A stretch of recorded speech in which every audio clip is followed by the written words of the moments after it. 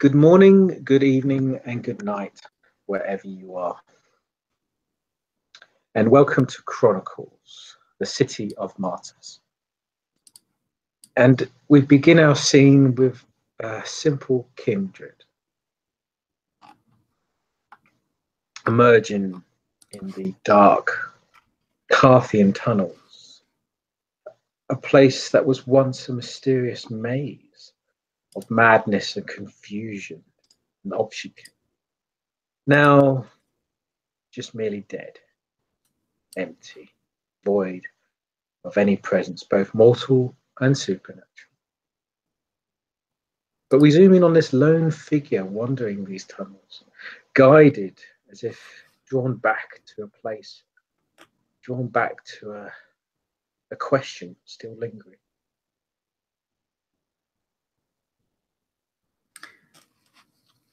Yes, Jonathan,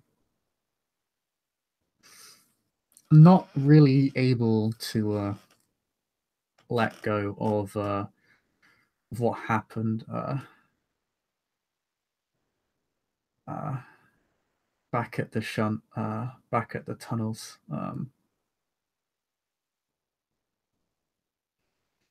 Has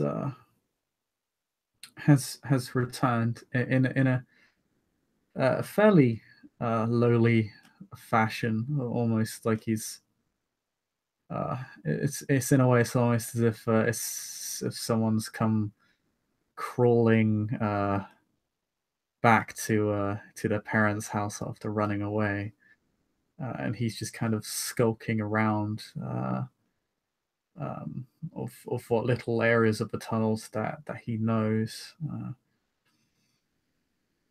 having a rapport with the wildlife in the sewers, having them guide him around, looking for something, maybe answers that he probably wouldn't expect to find. Certainly none that he's really found in the majority of his life as a kindred. No one's ever really taught him anything. He's had to learn everything himself. Perhaps in a way this was the straw that broke the camel's back, and he's taken some initiative for himself. He doesn't expect to find anything. He certainly doesn't expect to find a corpse, or even only the dust on the ground. But onward he goes anyway, stumbling in the dark that he is. As you continue just down these, again, very empty, very lonely tunnels, it's as if it's that painful quiet, as if these tunnels, these spaces were once loud, once full of life, once full of vigor, power, emotion, are now just silent and empty. As you wander these tunnels, these corridors, these rooms that are now just filled with ghosts, you only sense silence, only quiet, only empty blackness. The only thing that you sense, the only thing that you can feel are the rodents, the creatures of the night that seem to have reclaimed this place. They seem very happy, very joyous, as if reclaiming a land that was once theirs. And these, basically, it's a mixture of creatures, rats, roaches, insects, entities that feed, that survive in the darkness down here, who did once abandon this place but now have reclaimed it. And the only sort of emotion, the only kind of pride or feeling you get is the sense of reclaiming this place for them, as small as that feeling may be. And the many children of the Squeaky, the Rat King, as he called himself, the Rat Prince, they seem to glorify you. They seem to praise you as the one that reclaimed this place and mourn their death of their mighty father, but honor him like as if it was a legend, as if it was an old tale, even though it only happened a few days ago. But again, it reminds you of the fast-paced life that is of a rat or a rodent. a few days is many years to them. So as you proceed and due to your powers, of course, these animals reclaim this place far faster than you could ever do. But they do come to you and they speak to you of finding their father's body, reclaiming it. And they use the word reclaim in a very cannibalistic manner. Not many people would understand it, but you as a gang perhaps could. Yeah, reclaiming the body, the funeral rites of a parent or a sibling. Rats eat their own. It's their way. It's a way of honouring them, at least. But they also describe to you that they found something. They found something of interest to you, and describe that they're bringing it to you. A trophy, a prize, worthy of the Rat King.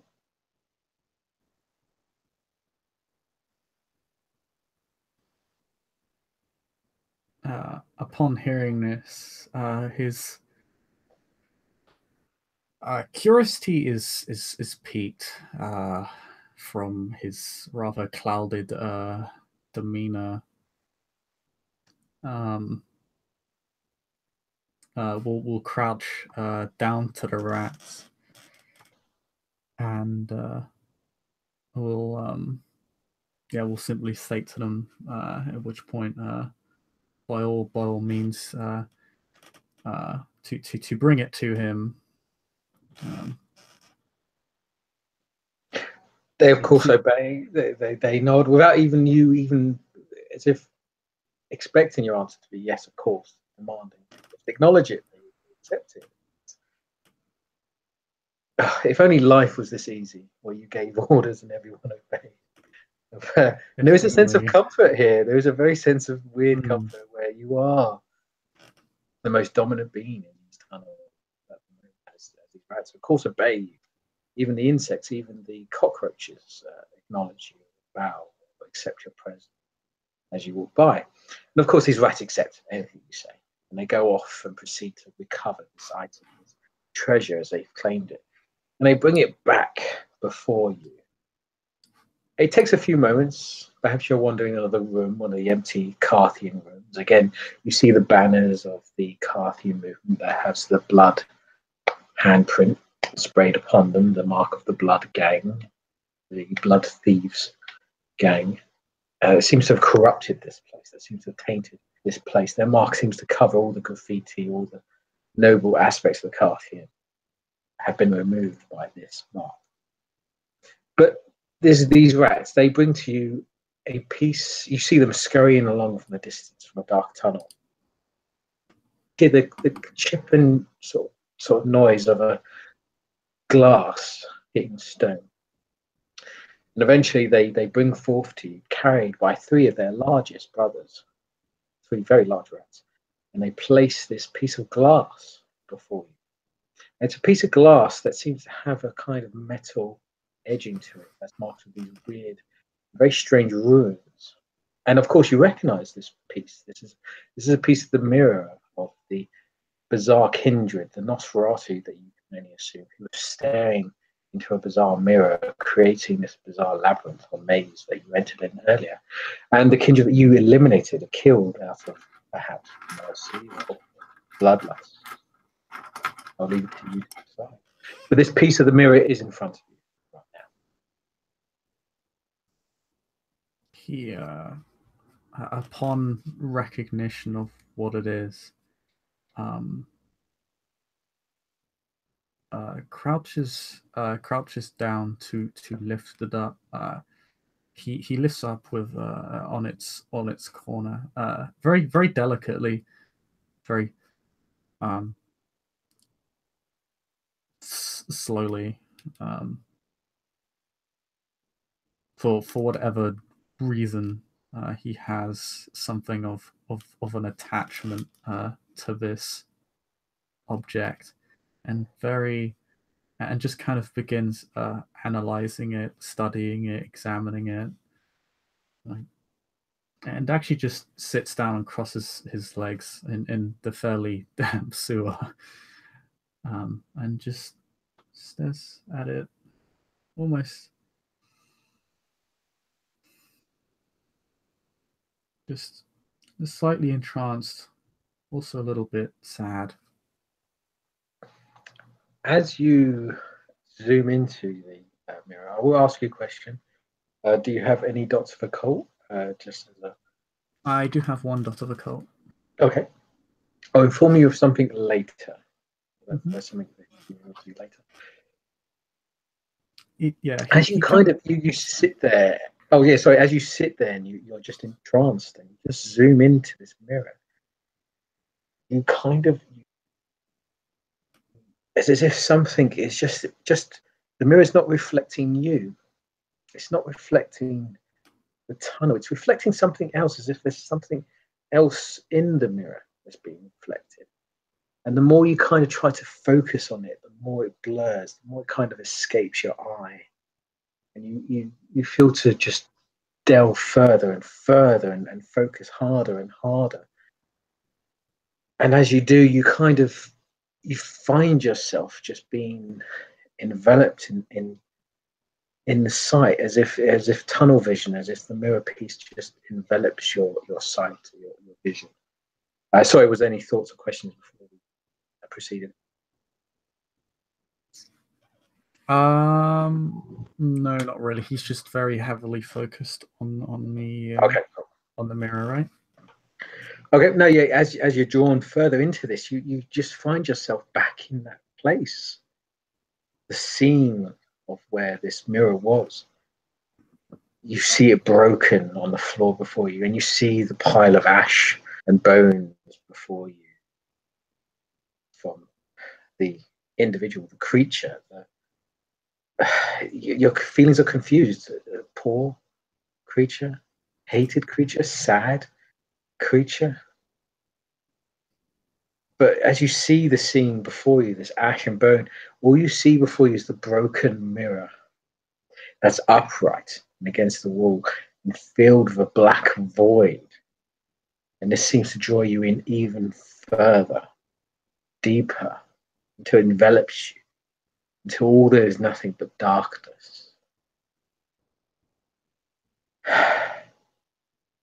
And as you go into this darkness, it reveals another tunnel, a large tunnel, of course, another tunnel, more Carthain tunnels, more down the rabbit's hole. And as you go down this tunnel, it's filled with Carthain graffiti. You think Carthain, mortal, human, just graffiti, bizarre images that seem to have been sketched and edged into every aspect of the walls, that is just filled with these doodles, these sort of imagery, this symbology. It's hard to define what is what. You see faces, you see stories, you see, it's so hard to focus on what's what. And after a while, the images kind of keep coming into focus. They sort of form into something, and they form into a kind of a story, into a tale. And they seem to describe something to you. And it seems to be the story of this place. A story or curse. Again, these emotions are mixed in you at the moment. And as you look, you proceed forward. And again, these lights that seem to just spark down from the tunnel that lit this whole area unveil a great amount of detail. It's good for you. And the images start to show a humble story. The story of a gallows party. A simple group of 5 kindred who transported messages and cargo across the world. You hear the sounds of horses running through a field, through the roads, through stone, the hooves echoing down the corridor, down the tunnel. The sweet smell of musket fire, the heavy sound of bullet on metal, and that heavy wooden sound of box hitting floor as transport, as cargo is being transported. around England. And the story, it progresses, the graffiti on the wall changes, and it shows you this tale of how these simple kindred seem to get more powerful. And it then started to demand rights to be heard against their bitter elders. How this voice got louder, how this voice got to join, and how this voice formed a group that assembled in the tunnels, that formed London. And as it grew larger, these servants rebelling and forming a power that actually gained the respect of London itself. The entity of London seemed to recognize it. Again, I'll zoom into your thoughts as a character as you see these kind of images unveiled before you.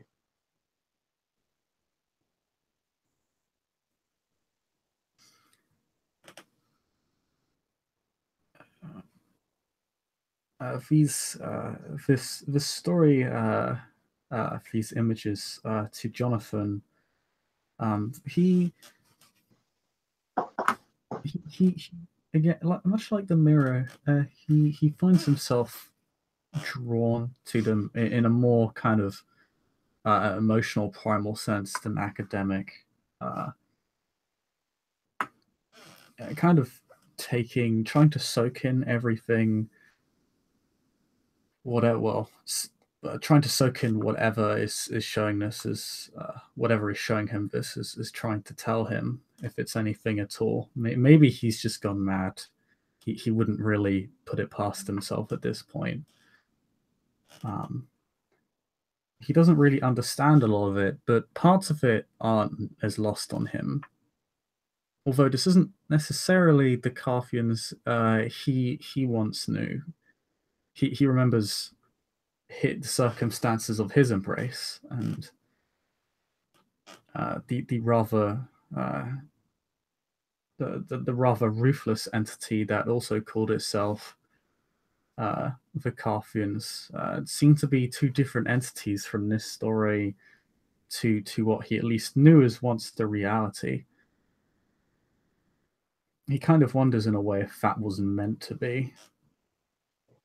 But yeah, as these thoughts dwell on you, and that sort of sense of doubt that this isn't what you expect, but the story gets more violent. The images, the graffiti gets more excited, gets more changing, and it starts becoming alive. The graffiti on the wall starts to really move more violently and heavily, as if this was a voice of rebellion, a voice of power, respect, become more violent, more edged, more cut. And you see these images describe more of a tale that were once trying to call for freedom, earned this freedom, but on the promise of protection. Under. You see images from tales of the fighting of the accursed shadow race, saving the forbidden child, the slaying of Osraf, the soulless one. These Carthain images, these images of individuals fighting and dying, protecting London. You receive the kind of final kind of images as the tunnel gets more darker ahead. These show you the kind of last great tale, the last great battle, the fighting of the unspoken kindred. And you see images of tanks, of planes, images of World War II, of boats landing on beaches, of submarines being burst underwater. And you even see images of one particular individual with claws massacring soldiers before him with this large moustache and this cry of laughter and the releasing of the beast. A war hero, acknowledged, but then you see him damned and burned later in the telling of the story. And as this story unveils to you, the final kind of tale of the Carthains, you start to hear voices, start to hear the graffiti start to form and look at you. And this doesn't feel like it's the force or power telling you the story. It's as if a separate entity, your own voices, your own thoughts, are starting to emerge and look upon you. And these images all look at you, different faces, different voices. There's sort of one voice you can acknowledge and goes, he doesn't remember. How can he?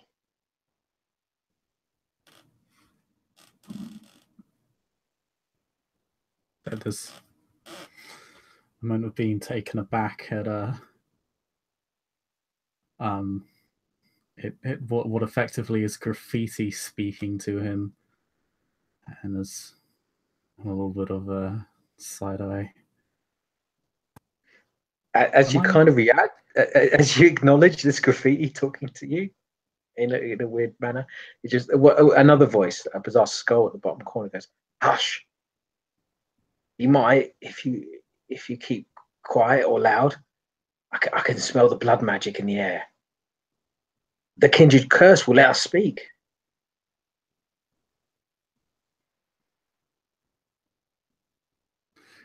He'll crouch down and kind of, I guess from a human standpoint, this would be extremely rude as he effectively crouches down and kind of just narrows his eyes and stares at it suspiciously. As if someone is trying to hide something from him and he really doesn't appreciate that. He's never appreciated that. Yeah, you use whatever kindred senses to poke out. And whatever senses you use, you feel like you're just in a normal tunnel. You just feel like you're in a normal tunnel with all these bizarre images like occurring in front of you. And there's just nothing that senses that there's another kindred or something that's forcing you or pushing this. This is your own beast or your own mind conflicting with this. And as you're kind of narrowing your eyes and looking at another voice, the sort of skull with horns in the top left corner just simply goes, "He must die so we can be free." Or the notion of a death threat, whether it's coming from within or without, draws the attention of Jonathan's claws. He sprouts them and kind of looks around, kind of at this point prowling as if someone's ready to do something. He's ready to tear them a new one. As you do this face seems to draw more dominance. Actually grows a body as if the graffiti grows larger and it forms itself into what was quite comical kind of graffiti, amateurish, almost, but it becomes more fierce, more darker, heavier. But then the face kind of turns to a more awkward looking sort of soul or ghost in the other corner, going, "No, our suffering could lead to something good." The other face kind of acknowledges the voice, but then still looks to you and repeats, "He must die so we can be free."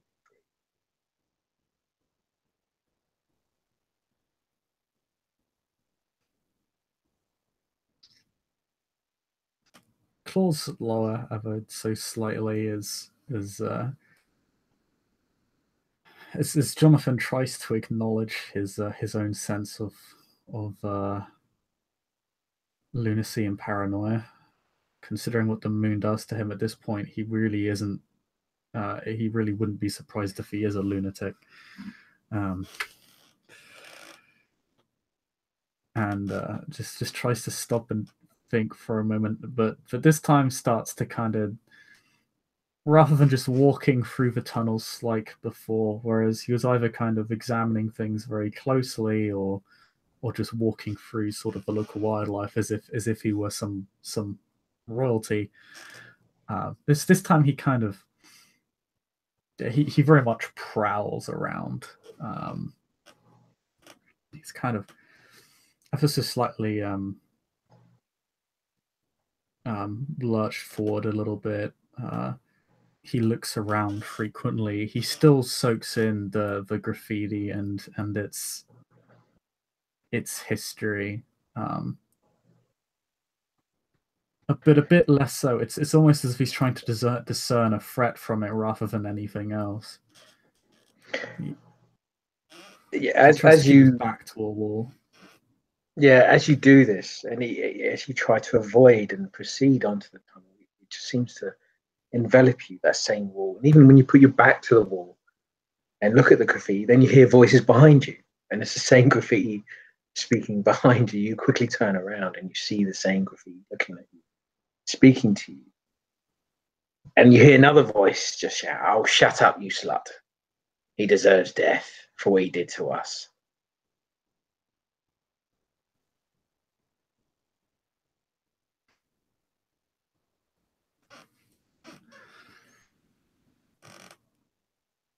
I'm sorry, what? Then all the faces kind of look to each other as if, oh, he recognizes, he actually he's speaking to us, as if they're kind of murmuring. And it is this bizarre sense as if they all are trapped, as if they're all kind of like stuck together, but still moving, whispering amongst each other. And at one point, they all kind of turn to you and they all speak in a very sort of similar voice, a loud voice. "Oh, can you hear us?"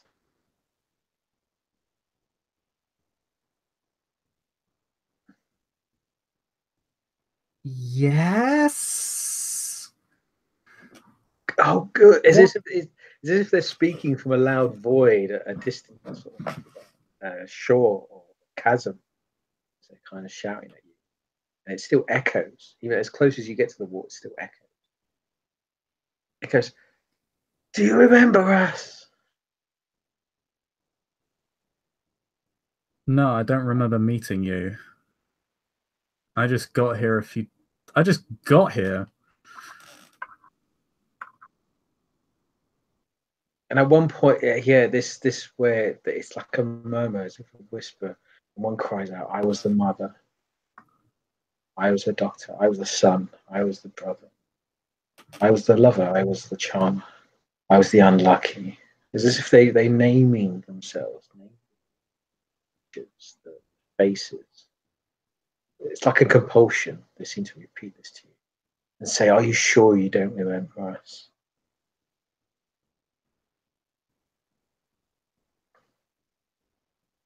This used to be someone else's place, not mine.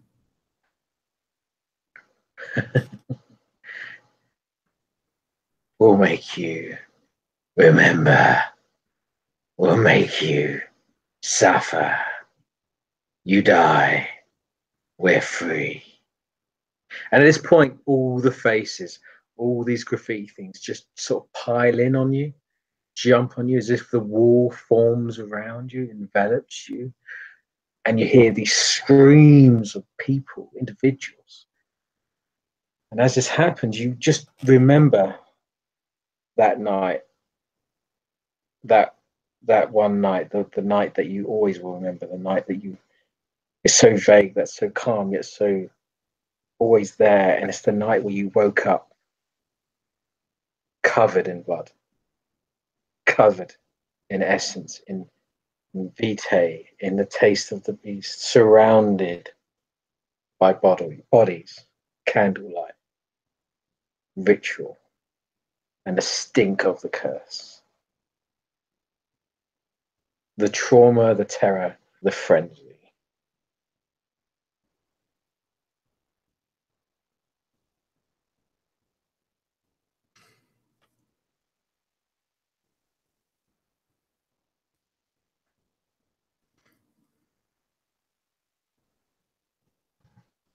Uh,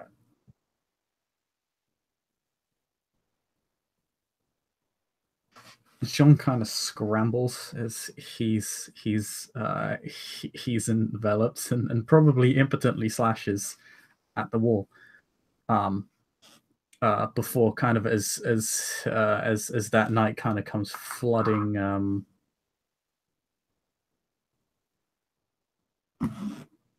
back to him, kind of lets out a very desperate howl or scream, as all this kind of trauma and kind of guilt is front loaded and just shunted into his being without any degree of ceremony or preparation, without any chance to to process or amend or absorb.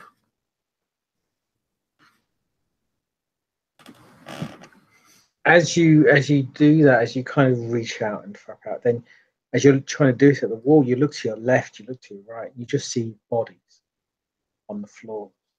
Again, these candles lit around them. Again, in these kind of as if designed as if their bodies have been torn, ripped in specific parts to allow their blood to flow into a center that pulls upwards. Dreaded bath of blood. But these bodies to your left and right start to stand up, start to upright themselves, start to look to you, going, you devoured us, you killed us, you drained us. Only with your death will we be free. Only with your death will we be free. This repeats like a mantra, and you hear 6 voices speak this repeatedly over and over, and it deafens you. It gets louder and louder and louder. And as it gets louder, you just only one distinctive thing appears in the corner of your eye. And it's as if these voices, all these bodies around you, as if stopped for a brief moment, look upright, and they see this single figure in the distance, looking at you, looking down at you, looking at this embrace of death and curse. And it looks at you with these red, bright eyes. Eyes.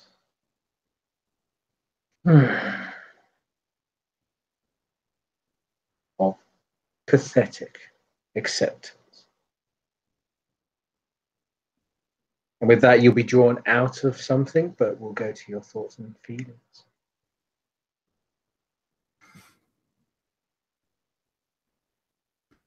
As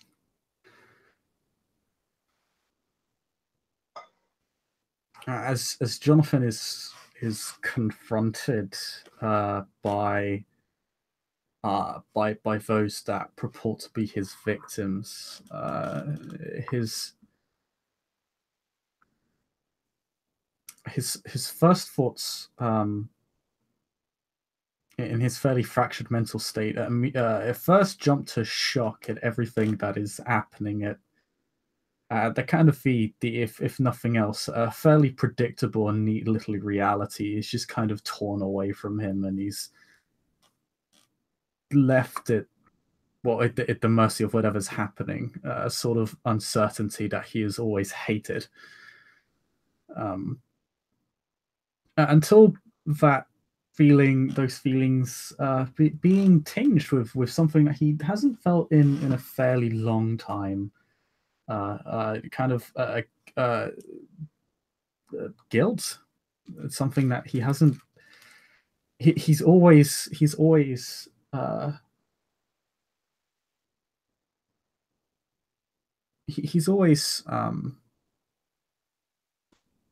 had a fairly kind of disdainful view of other kindred, and but he always thought that in many ways he was really only out there for himself, that he was something of a mercenary, but not an evil person. He was perhaps a fairly uncouth figure to Kindred, but Kindred are already monsters.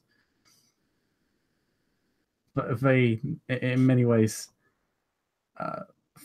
they deserve it. Humans do not.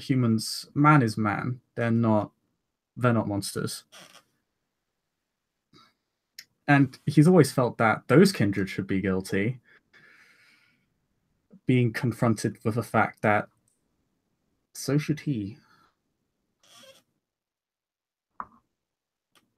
As this hits you, as this thought weighs heavily on you, and as you zoom out of this thing, this entity that's kind of dominated you, forced you to feel this way, these voices echo and blind and deafen your senses.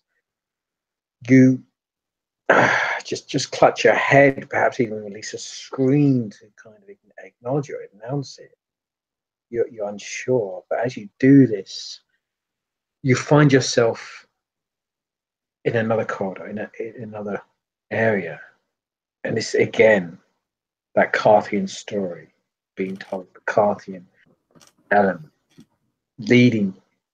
You see this light leading you down further this tunnel, a tunnel of darkness, a tunnel of story. And you see these eyes, these sort of very epic, very feminine female eyes that seem to lead you down this tunnel, leading you to candlelight, leading you to warmth, to a feeling of something better.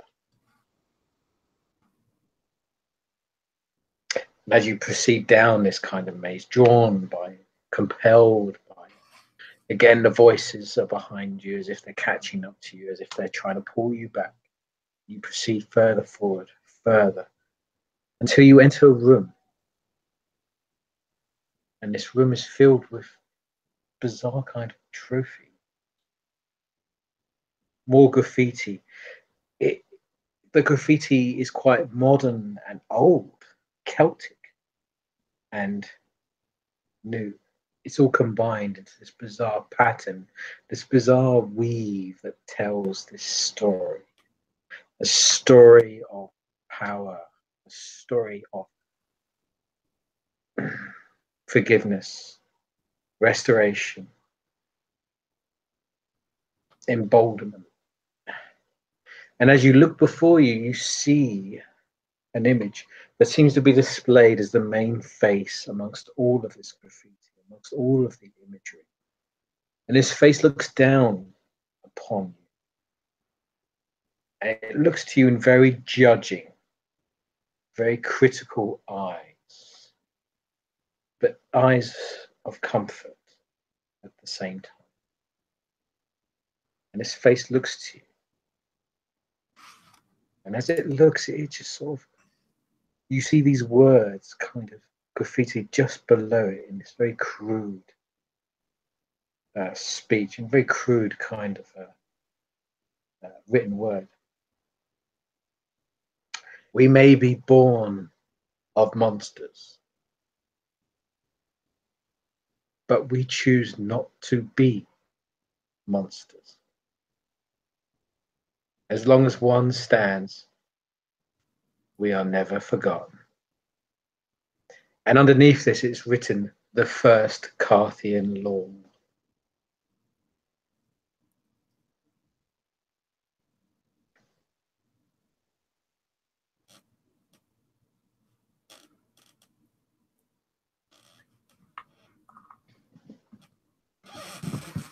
Sorry, I'm waiting for dramatic character reaction.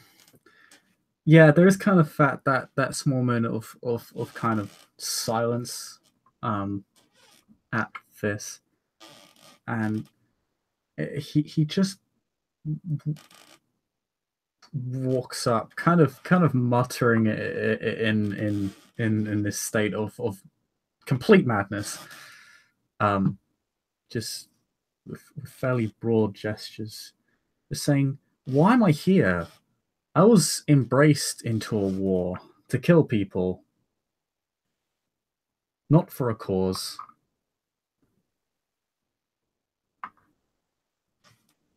Again, those words are just there before you. We may be born of monsters, but we choose not to be monsters. As long as one stands, we are never forgotten.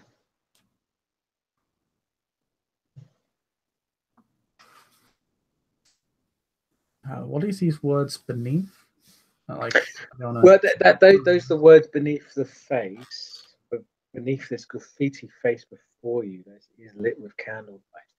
But upon it, closer examination, you do see as if it's not meant to be there, as if these words have been written there by as if you're kneeling before this kind of face, this imagery, lights, these candles, this graffiti, but just sort of next to you, as if it's someone's crudely drawn it in blood. Yes, kindred blood. Oh, yes, not only kindred blood, the kindred blood that you have very close association with. Nosferatu blood, the blood of the individual that you killed, that you ended. Mercifully, probably, we'll decide later. But it is that blood, the blood of the sacrifice, the blood of someone humbled and yet seeking redemption. And written in the blood before you, next to you on the floor, is, I put the accursed thing back where I found it. The object that corrupted my brother and the Carthain. Damn that black skull. May high get grave in the pit where I placed it, consume it.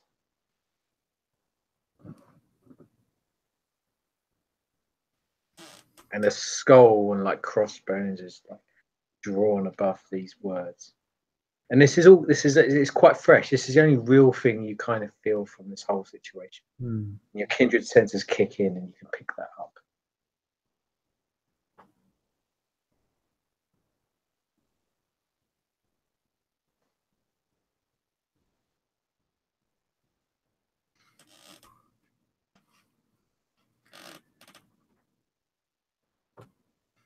You haven't really considered the notion that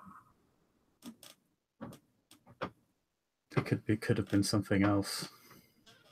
Like something could have corrupted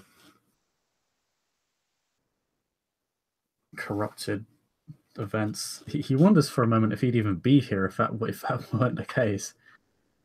Hopefully not, but that isn't the reality. So even though he does consider this for a moment, his thoughts kind of snap back to the situation at hand.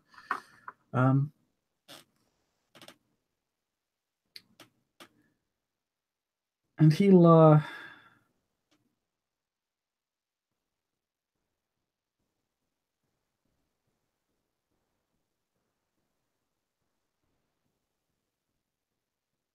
he thinks for a moment, he just mutters to himself, I really hope I don't fuck this up. And with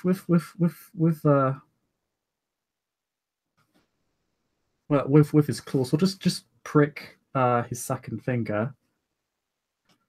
And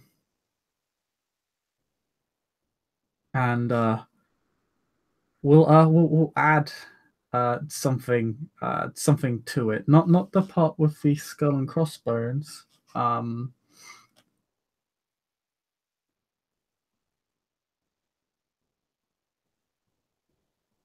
But the part about not being monsters, and he just right underneath it. You'd better be right because there's still one left.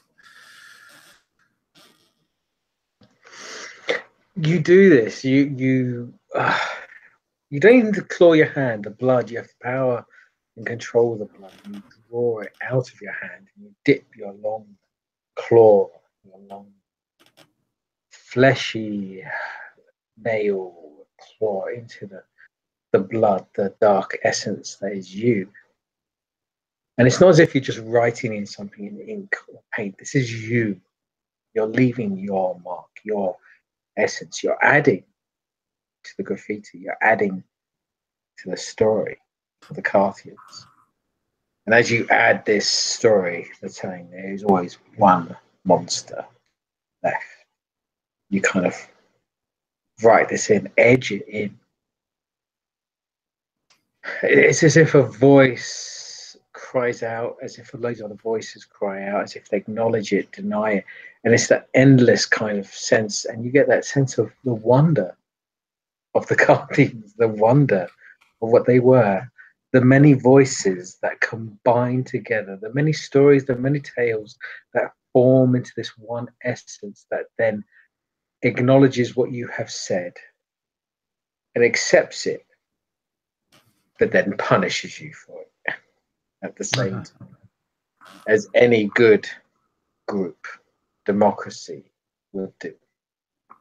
And you're pushed, you're expelled, you're forced out, as if a hurricane has hit you, as if a force that a truck or going at 100 miles an hour has just smashed into you, and you're flown back. You are go miles and miles and miles until suddenly you hit a brick wall and it collapses behind you. And you find yourself in the same tunnels that you are already in. But you're impaled on like a piece of metal and a broken sort of a concrete metal slab that's kind of x-rayed into your stomach, and another slab that's kind of x-rayed into your left, your right leg. And it says impaled you, as if some mighty force has done this to you while holding that mirror piece. And all the rats and insects before you just going, "Are you okay, mighty prince? What happened?" Are these superficial injuries, or is he actually feeling real pain They're from the damage? basically, for a mortal, this would be serious shit. Oh yeah. It's Tuesday.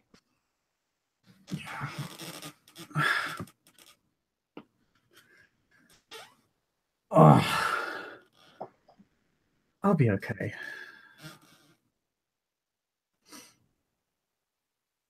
And actually, even looking upon your injuries, the fact you've been injured, some of the rats even offer their brethren. The insects offer their sort of siblings the vitae for you to heal yourself with, to make yourself stronger, better. We can't have a weak prince, a weak king.